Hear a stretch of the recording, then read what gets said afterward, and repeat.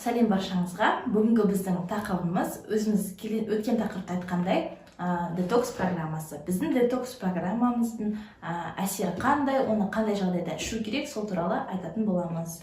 Жалпы детокс деген программа Coral Club компаниясындағы арнайы жасалынған пэк болып табылады. Бұл жерде тек қана бір детокс емес, арнайы 90 күннен тұратын концепция здоровья бар. Жалпы 90 күндік концепция здоровья кезінде адам денсаулық концепциясының ережелері, яғни біздер ағзада түскен әртүрлі бүкіл аурулардың бізге келетін әртүрлі шлак токсиндерден және де артық заттардан болады. Олардың барлығын шығару үшін бізде 90 күн бойы әрбір 30 күн сайын ауыстырып отырып программа өтуіміз қажет. Сол программаның алғашқы этабы ол детокс. Негізі 90 күндік концепция туралы айтқым келіп отыр. Бұл жерде бірінші бізде аурулардың себебімен күресеміз. Яғни қазіргі таңда медицинада қаншама диагноздар бар, өте көп диагноздар бар, бірақ та олардың құрылу себебі МКБ деп аталады, яғни арнайы дәрігерлердің емін жасау үшін диагноздарды ыңғайлап берген, және де бір-бірімен түсіну үшін. Ал бізде негізі аурулардың барлығы әртүрлі себептерден болады. Оның қандай себебін айтатын болсақ, мысалы судың жеткіліксіздігі болуы мүмкін. Одан кейін барып әртүрлі паразиттердің ағзада шектен тыс көбейіп кетуі мүмкін, бактерия, вирус дейміз. Оның барлығы бөгде тіршілік иесі болып табылады ағзаға түскен.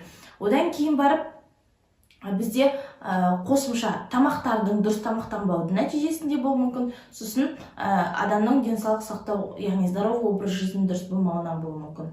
Және де осындай бірнеше ғана себептері бар, және де артық зиянды темекі, алкоголь сияқты қолдану деген сияқты болады. Бұлардың барлығы негізінен көптеген аурулардың себебі болып табылады. Жалпы медицинада біз оқыған кезде былай айтатын, бұл аурудың себебіне келетін болсақ, этиологиясы дейміз. Этиологиясы кезінде өте қатты ұқсайды бір-біріне, но диагноздар әртүрлі. Ол қалай болады десе, олардың барлығы сол ағзаға артық заттардың, яғни сыртқа шығу керек нәрселердің дұрыс қамтамасыз етілмеуінен, сыртқа шықпауынан, және де соның нәтижесінде организмдегі биохимиялық процестердің, жалпы қан айналым, тыныс алу жүйелерінің дұрыс емес жұмыс жасауынан, яғни жұмысының қиындауынан, жалпы олардың барлығы өз жұмысын атқарады, бірақ та осы себептердің нәтижесінде олар өз жұмыстарын толыққанды атқара алмайды. Содан бізде түрлі аурулар пайда болады.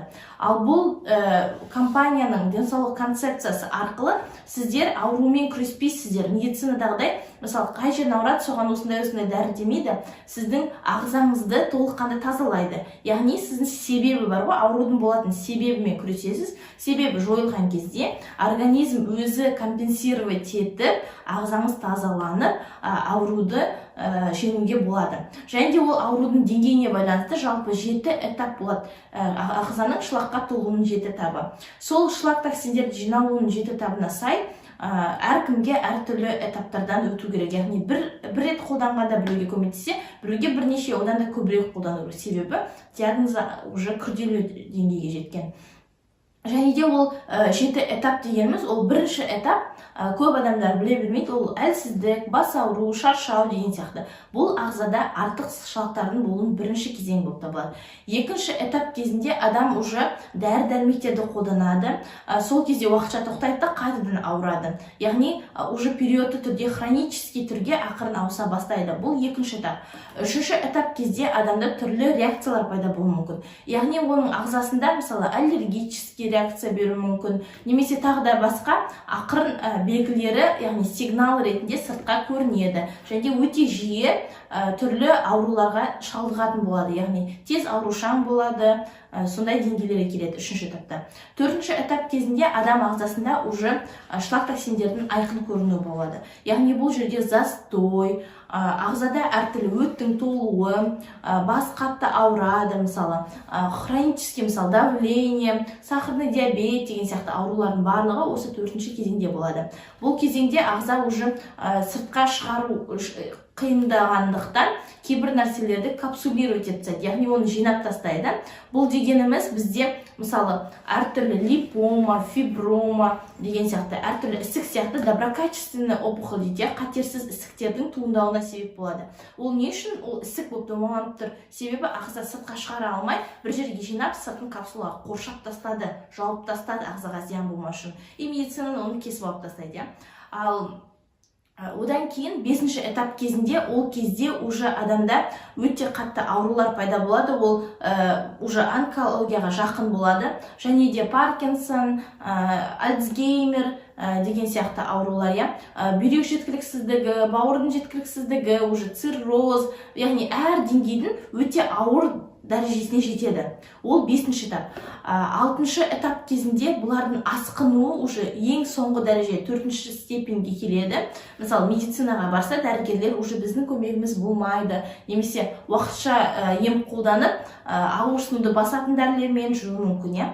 Ал 7-ші кезеңде бұл уже онкология, бұл уже қайтымсыз процесс болып табылады. Сол үшін сіздер 1-ші, 2-ші, 3-ші, 4-ші кезеңдер кезінде ағзаңызды тазалауыңыз қажет. Мысалы, мен өзім басында толыққанды зерттелмеген кезде мен ойладым өзінде 1-ші кезең шығар деп. Но на самом деле менде, оказывается, уже 3-ші кезең бар. Өйткені организмде немножко аллергические реакциялар беріп бастады, және де созылмалы кішкене аурулар, мысалы асқазан ішек жолдарының застойлары, запор болып бастады, уже асқұрту жүйесінің жұмысы бұрынғыдай атқармайды. Ал қазіргі таңда уже осы асқұрту жүйесінің ауруларымен кез келген 2-ші адам ауырады. Өйткені олар өте ауыр дәрежесіне жетпегенмен түрлі дәрі-дәрмектерді қолданып уақытша тоқтайды, заново сондай деңгейде жүр.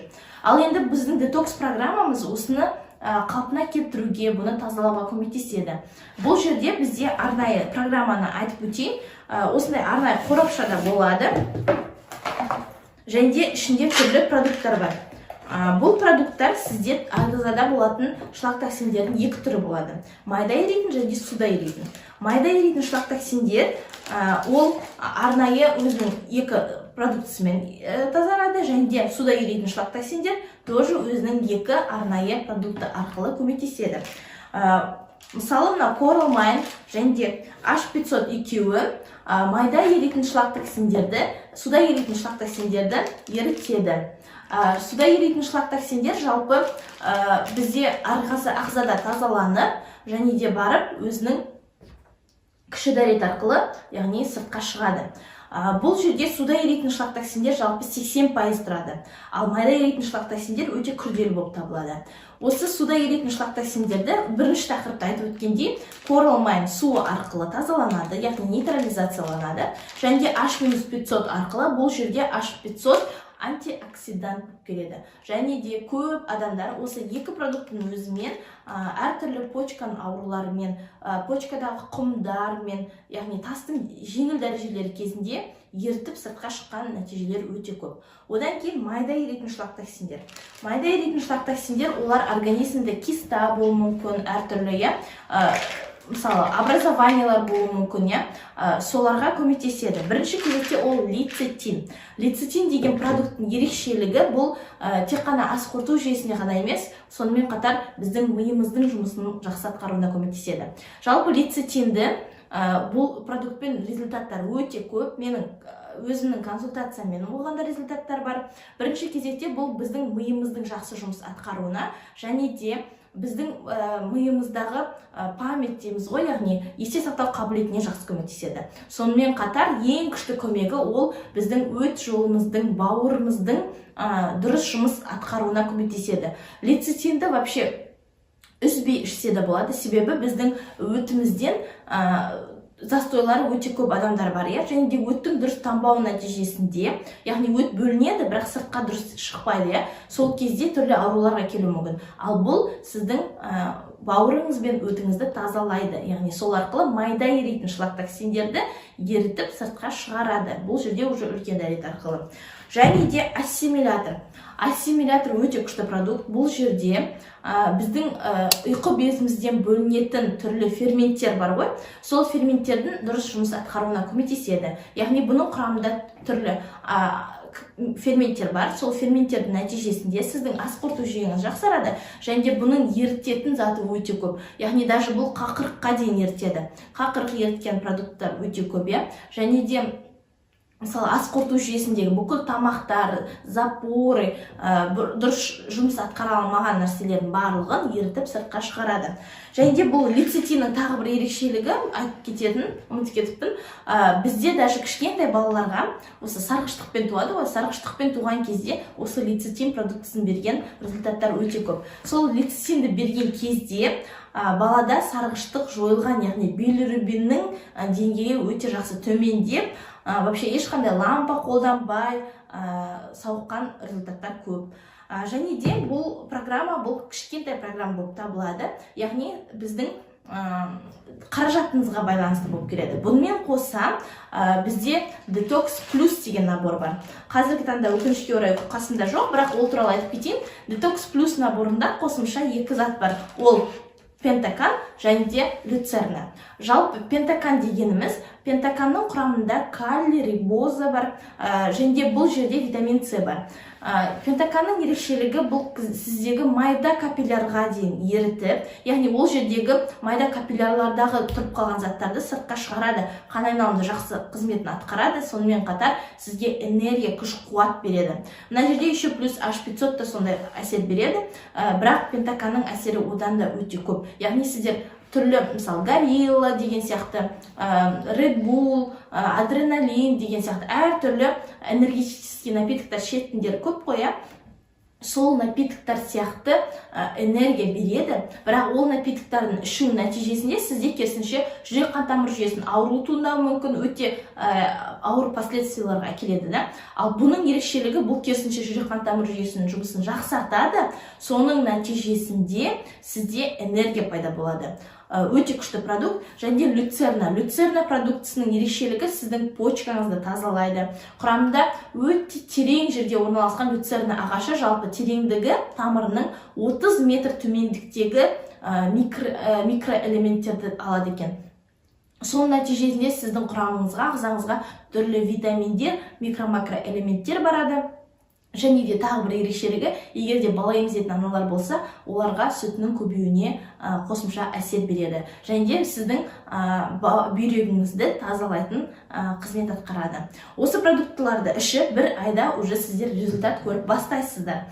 Одан кейін келесі этап парашют және де калавада деп өтеміз. Бұл этаптарды ішкен кезде сіздің ағзаңыздағы қосымша, яғни процесстер жүріп 90 күнде сіз жаңадан өмірге келгендей боласыз.